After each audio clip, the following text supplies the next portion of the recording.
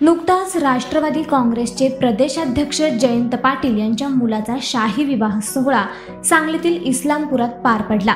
यावेळी राज्यातील शरद पवार, अजित पवार यांच्यासह अनेक दिग्गज नेत्यांची या विवाह सोहळ्याला उपस्थिती होती। तर सांगलीसह या विवाह सोहळ्याची राज्यासह देशभरात चर्चा झाली आहे। या लग्न सोहळ्यासाठी वाळवा मतदारसंघात 2 लाखांहून अधिक लग्नपत्रिका वाटण्यात आल्या होत्या। हजारो फुटांचे शामियाने उभारण्यात आले होते, तर सांगली शहरात अनेक ठिकाणी सजावटी देखील करण्यात आल्या होत्या। अशा सर्व शाही थाटामध्ये पार पडलेल्या या विवाह सोहळ्याची चर्चा सोशल मीडियात चांगलीच रंगल्याचे दिसून आलं।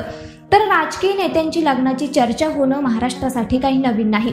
अशाच काही शाही विवाह सोहळ्यांची चर्चा कशा प्रकारे झाली होती जाणून घेऊ या व्हिडिओमधून सविस्तर।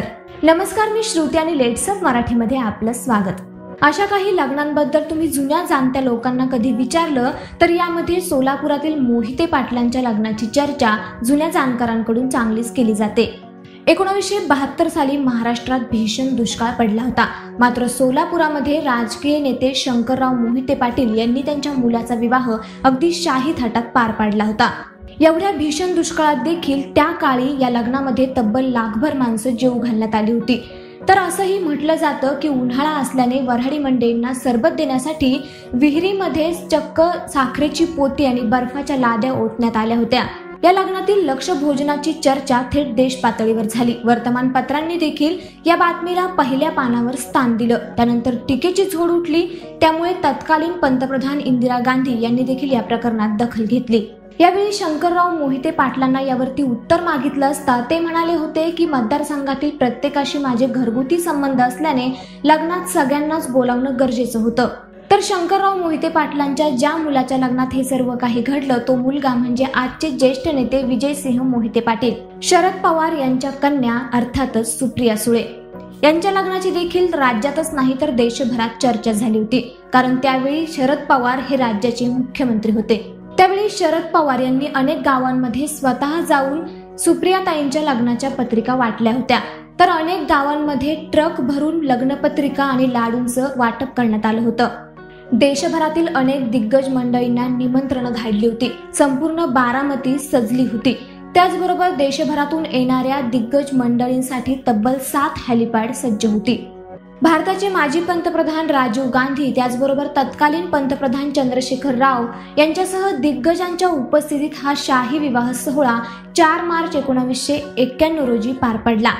त्यानंतरचा शाही विवाह सोहळा म्हणजे भास्करराव जाधव यांच्या मुलीचा आणि मुलाचा लग्न सोहळा।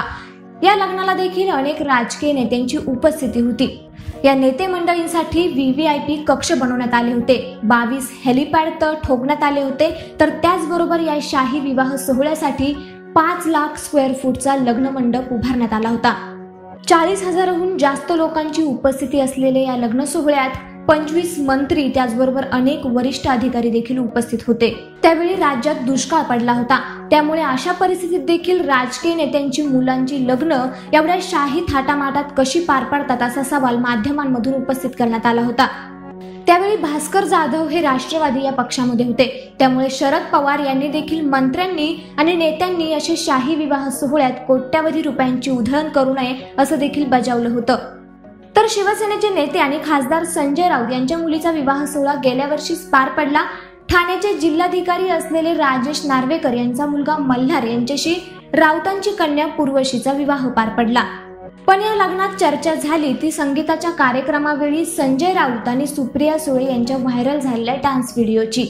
याचं काहींनी कौतुक केलं तर काहींनी यावर टीका केली। यावेळी टीकाकारांनी खासदार सुप्रिया सुळेंना लक्ष केलं होतं। यावर बोलताना सुप्रिया सुळे म्हणाल्या होत्या तो एक खासगी कार्यक्रम होता आणि अशा कौटुंबिक कार्यक्रमात आम्ही काय करतो यावर जर कुणाला टीका करायची असेल तर यावर काहीही बोलू शकत नाही।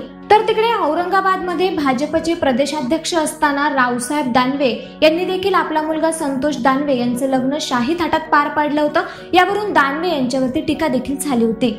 या लग्न सोहळ्यासाठी तब्बल 1.5 लाख लोकांना निमंत्रण देण्यात आली होती। तर 40,000 पाहुण्यांच्या VIP जेवणाची व्यवस्था करण्यात आली होती। त्याचबरोबर शहरात आलेल्या मंत्री आणि बड्या नेत्यांसाठी पंचतारांकित हॉटेल्सचे रूम बुक करण्यात आले होते। देशभरातून येणाऱ्या पाहुण्यांसाठी 10 चार्टर्ड प्लेन्स, महागड्या भेटवस्तू आणि विवाह सोहळ्यासाठी उभारण्यात आलेले राजवाड्यासारखे व्यासपीठ यासारख्या अनेक मोठ्या खर्चांमुळे हा विवाह सोहळा वादग्रस्त ठरला। तर या विवाह सोहळ्याचा खर्च हा उद्योगपती, बिल्डर, उच्चपदस्थ अधिकारी त्याचबरोबर अनेक पुढाकारांनी उचलल्याचं त्यावेळी बोललं जात होतं।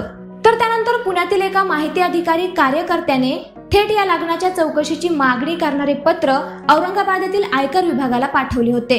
त्यानंतर येतात ते धनंजय महाडिक यांचे पुत्र पृथ्वीराज आणि वैष्णवी यांचा शाही विवाह सोहळा गेल्याच वर्षी पुण्यातील हडपसर या ठिकाणी पार पडला। या विवाह सोहळ्याला देखील राष्ट्रवादीचे अध्यक्ष शरद पवार, देवेंद्र फडणवीस, संजय राऊत, चंद्रकांत पाटील त्याचबरोबर रामदास आठवले यांच्यासह राज्यातील अनेक दिग्गजांनी उपस्थिती लावली होती। तर कोरोनाच्या दरम्यान हा विवाह सोहळा पार पडल्याने सोशल डिस्टन्सिंगच्या नियमांचं पालन न केल्याने महाडिक यांच्यावरती गुन्हा देखील दाखल करण्यात आला होता। तर मंडळी, तुम्हाला कसा वाटला हा राजकीय नेत्यांच्या मुलांच्या शाही विवाह सोहळ्याबद्दलचा व्हिडिओ? तुम्हाला देखील अशा काही राजकीय नेत्यांच्या शाही विवाह सोहळ्यांची माहिती असेल तर कमेंट बॉक्समध्ये नक्की कळवा आणि असेच नवनवीन माहितीपूर्ण व्हिडिओ पाहण्यासाठी फॉलो करा लेट्सअप मराठीला। त्याचबरोबर लेट्सअप मराठीच्या YouTube चॅनलला नक्की सबस्क्राईब करा। धन्यवाद।